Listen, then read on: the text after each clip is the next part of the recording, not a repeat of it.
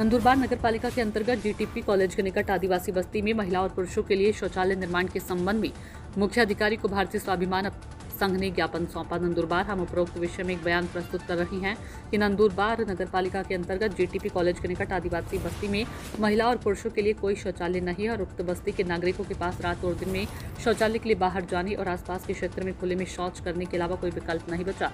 जैसे जैसे नगरपालिका के अंतर्गत नई बस्तियां और कॉलोनियां बनी हैं, वहां के नागरिकों को सभी प्रकार की सुविधाएं प्रदान की गई है।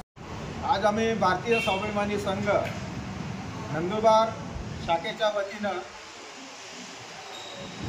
नंदुरबार नगरपालिका अंतर्गत जीटीपी कॉलेज जवळील आदिवासी वस्तीमध्ये आज जवळजवळ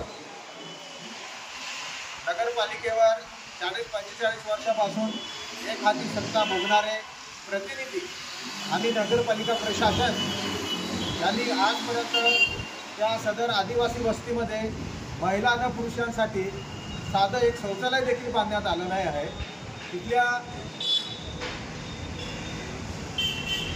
जनतेने आम्हाला माहिती दिली असता आम्ही काल भेट दिल्यानंतर त्या वस्तीमध्ये आम्ही पाहिलं असता खूप दयनीय अवस्था आहे।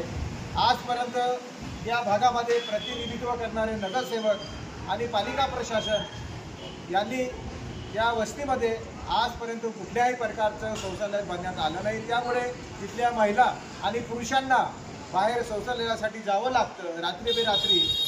तर ही फार दयनीय अवस्था आहे।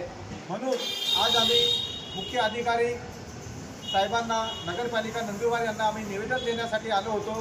त्यांच्याशी आमची सकारात्मक चर्चा झाली। साहेबांनी आम्हाला सांगितलं की उद्या परवा आम्ही त्या ठिकाणी भेट देऊ आणि त्या ठिकाणी जागा असेल तर निश्चितच आम्ही तुम्हाला सार्वजनिक शौचालय बांधून देण्यासाठी आम्ही व्यवस्था करू।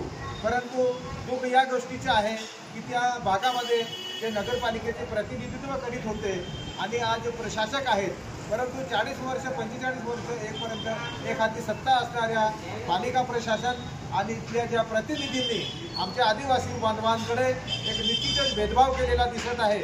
जर 10 दिवसाच्या आत पालिका प्रशासनाने जर त्या ठिकाणी महिला आणि पुरुषांना शौचालय बांधून देण्यासाठी जर कारवाई नाही केली तर 10 दिवसानंतर आम्ही नगरपालिका प्रशासन कार्यालयासमोर इथल्या जनतेला सोबत घेऊन आम्ही बेमुदत आंदोलन करणार आहोत। धन्यवाद।